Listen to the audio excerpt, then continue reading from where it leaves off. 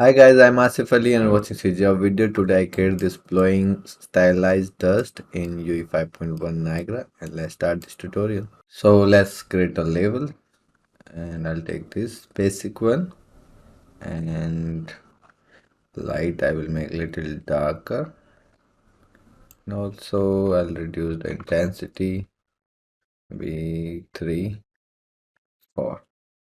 Make this bigger. So we have this, okay.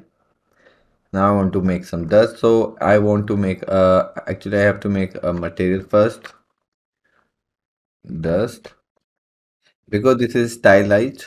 So we will not use any smoke texture or anything. Okay, so texture coordinate, press U and left mouse button, then shift C for the mask.